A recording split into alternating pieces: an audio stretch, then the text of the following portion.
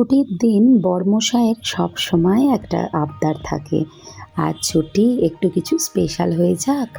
তা যখনই এরকম বলে তখনই আমি ভাবি চলো কিছু একটা বানানো যাক। আর বাড়ির সবাই কিন্তু বেশ ছুটির দিন আমরা জমিয়ে স্পেশাল কিছু খাবো একসাথে বসে গল্প করতে করতে, এটা আমরা সকলেই চাই। তাই আমি গত রবিবার বানিয়েছিলাম মিক্সড ফ্রাইড রাইস। এই ব্লগটা তোমরা রবিবারের ব্লগটাই দেখছো। আসলে আমি ভিডিওটা একদম এডিট করতে পারিনি। আমি পারমিতা, তোমরা পারমিতা জিআর থেকে দেখছো। আশা করি সকলে খুব ভালো আছো। আমি ভীষণ ভালো আছি। দেখো, এখানে আমি মিক্সড ফ্রাইড রাইসে যা যা উপকরণ লাগবে তা তো নিয়েই নিয়েছি। আর ফ্রেশ ভেজিসগুলো কতটা সুন্দর লাগছে, এখানে বিনস আর গাজর নিয়েছি। তার সাথে তো আছেই চপিং করা আদা, রসুন, ডিম, আর এদিকে এই চিকেন আর চিংড়িটা ম্যারিনেট করে নিয়েছি। কী দিয়ে ম্যারিনেট করেছি আমি তোমাদের একটু পর জানাচ্ছি। আর এদিকে দেখো কষা চিকেন হচ্ছে, তাই চিকেন কষার সাথেই ফ্রাইড রাইসটা খাওয়া হবে। তো আমি না চিকেন কষাটা বসিয়ে দিয়েছিলাম। প্রথমে চিকেন কষাটা করে নিচ্ছি আর সব শেষে ফ্রাইড রাইসটা করব। এখানে আলু ভেজে রেখে দিয়েছি চিকেনের। আর এদিকে দেখো ফ্রাইড রাইসের এই রাইসটা আমি অলরেডি বসিয়ে দিয়েছি। এটার মধ্যে আমি দিয়েছি একটু বেশি করে নুন, একটু তেল, সাদা তেল, গোটা গরম মশলা, আর অবশ্যই একদম দেরাদুন রাইস। তো দেখো এখানে একটা ছোট কড়া নিয়ে নিয়েছি। কড়াতে প্রথমে একটু সাদা তেল দিচ্ছি, দিয়ে আমি ডিমটা ভেজে নেব। যেহেতু মিক্সড ফ্রাইড রাইস তাই ডিম, চিংড়ি মাছ আর চিকেন এই তিনটে দিয়েই করছি। তো প্রথমে ডিমটা আমি একটু নুন আর একটু গোলমরিচ গুঁড়ো দিয়ে ভেজে নেব। ভেজে নিয়ে এটাকে সাইড করে রেখে দিয়ে পরপর এক এক করে প্রত্যেকটাই ভেজে নেব। আর একটা কথা বলি, আমি ফ্রাইড রাইসটা বানাবো কিন্তু হাঁড়িতে, আর এই ভাজাভুজিগুলো আমি ছোট কড়াটাতে বানিয়ে নিচ্ছি, তাতে আমার একটু করতে সুবিধা হবে। তাই ডিমটা এখানে ভাজা হোক। তোমাদের একটা প্রশ্নের আমি চট করে উত্তর দিয়ে দিই। রূপা সাহা দিদিভাই আমাকে বহুবার জিজ্ঞাসা করেছেন যে বোন, তুমি কি প্রতিদিন রান্না করো নাকি তোমার শাশুড়ি মা রান্না করেন? তা সেটাই আমি ভাবলাম উত্তরটা আজকে একটু দিয়ে দিই ভিডিওর মাধ্যমেই। না দিদিভাই, আমি প্রতিদিন রান্না একদমই করি না। রান্না পুরোটাই মামনি দেখে।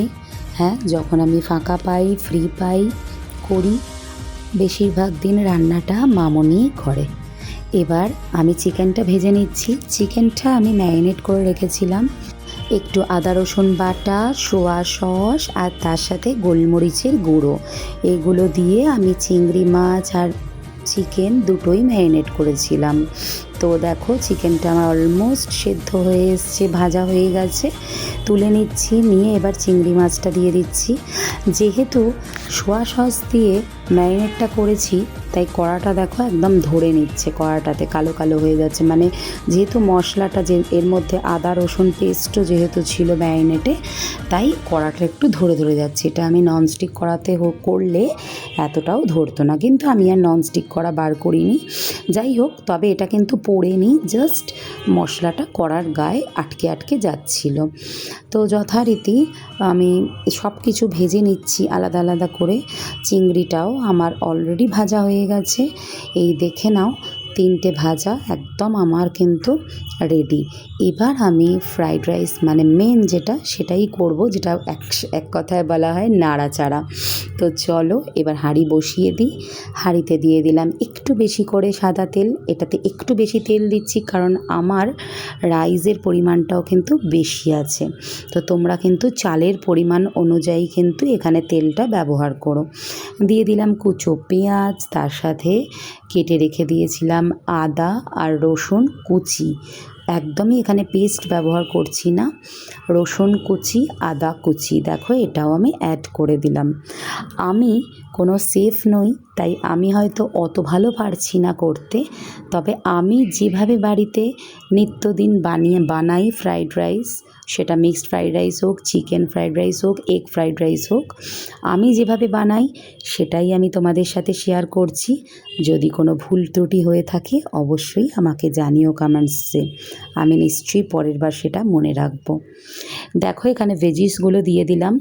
একটু মামনিকে বলেছিলাম যে মামনি তুমি গাজরটা আর একটু বিনসটা বড় বড়ই রেখো, কারণ আমার কিন্তু একটু বড় বড় সাইজ ভালো লাগে, তাই একটু বড় বড় করেই দেওয়া হয়েছে।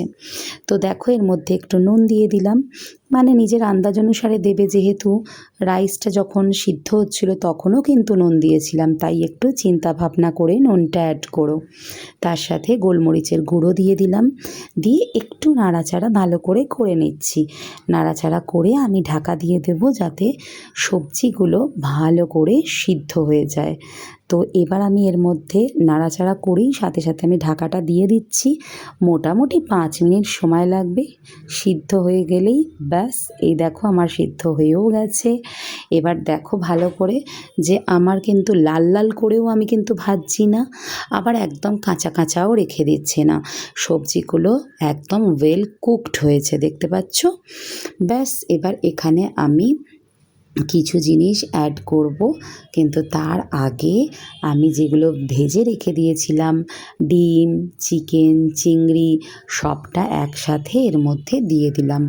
দিয়ে একটু নাড়াচাড়া করে তার মধ্যে কিচ্ছু অ্যাড করব না, শুধু দেব একটু গোলমরিচ গুঁড়ো, একটু নুন, ব্যাস আর কিছুই না। জানো তো ফ্রাইড রাইস রান্নাটা খুবই সোজা আর খুব চটজলদি হয়ে যায় যদি উপকরণগুলো একদম রেডি থাকে না হাতের সামনে। দেখবে উপকরণ রেডি করতেই বেশি সময় লাগে, রান্নাটা করতে কিন্তু বেশি সময় লাগে না। আর আরেকটা কথা বলে রাখি, এই ফ্রাইড রাইস, পোলাও এই সমস্ত কিছু আমি শিখেছি আমার দিদির থেকে। আমি না আগে একদমই বুঝতে পারতাম না যে রাইসটা কতটা সিদ্ধ করতে হবে, কিভাবে কি প্রসেসে পোলাও বানাতে হবে। যাই হোক, কিন্তু দিদি প্রতিটা জিনিস আমাকে ধরে ধরে কিন্তু শিখিয়ে দিয়েছে, যার জন্যেই দেখো এইগুলো এত ভালো পারি যে এখন মামনি, বাপি, ইনফ্যাক্ট হাজব্যান্ড সবাই বলে বাইরের ফ্রাইড রাইস, বাইরের পোলাও খাবো না, তুমি বানাও, তোমার হাতের খাবো। তো যাই হোক, আমার হাতের বানানোটাই কিন্তু তারা পছন্দ করে। তো কথা বলতে বলতে তো বলাই হলো না যে আমি কিন্তু এর মধ্যে একটু কাঁচা লঙ্কা আর সোয়া সসও দিলাম, সেটা তো তোমরা দেখলেই। এরপর নাড়াচাড়া করে আমি ব্যাস ওপর দিয়ে রাইসটা দিয়ে দিচ্ছি। ভাতটা যখন ওপর দিয়ে দিচ্ছি, এটা একটু বলে রাখি যে রাইসটা কিন্তু আমি কুক করেছি 70%। আর আমি যখনই করি যে ঝরঝরে ব্যাপারটা, চালের মধ্যে যে ঝরঝরে ব্যাপারটা, একটা চালও কিন্তু ভাঙে না, একটা চালও ভাঙে না, ভালো করে লক্ষ্য করে দেখো। আর এতটাই ঝরঝরে হয় যে তোমাদের এই মানে বলে বোঝাতে পারবো না, তোমরা হয়তো দেখে যতটা বুঝতে পারবে, আর না হলে একটা জিনিস বলতে পারি, তোমরা সবাই আমার বাড়িতে চলে আসো, আমি নিজের হাতে রান্না করে তোমাদের খাওয়াবো, এত ভালো হবে। মানে লাস্ট কথা এটুকু বলতে পারি যে বাইরে রেস্টুরেন্টের রান্নার থেকে একটু হলেও ভালো হবে।